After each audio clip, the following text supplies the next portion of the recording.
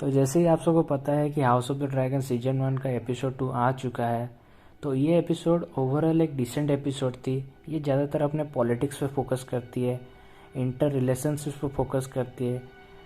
कि किस तरह से पहले के ज़मानों में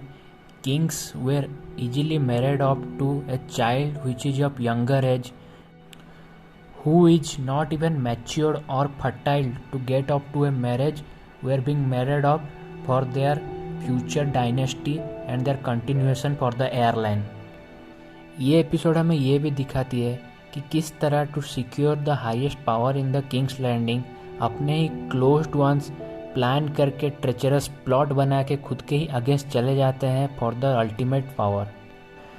इस एपिसोड में डीमॉन टारगेरियन का ज़्यादा रोल नहीं था, बट जितना भी था वो इम्पोर्टेंट है, वो तो आप एपिसोड देखने पे ही जानोगे। But in the last we are being introduced to a new species that are called crab feeder.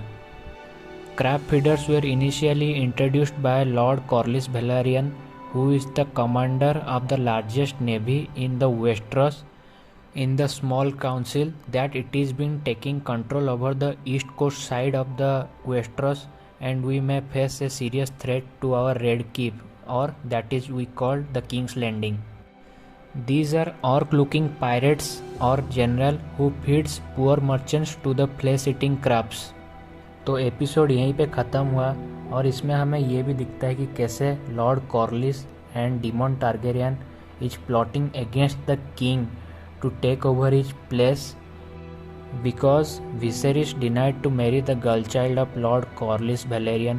who is 12 years old and not even matured or fertile to get off married, which ultimately resulted into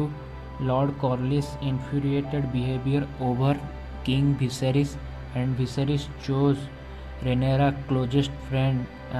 Alicent Hightower as his marriage partner, and it will spike up the tension and jealousy between the two best of friends in the upcoming episodes. So it's a wrap on the episode for now.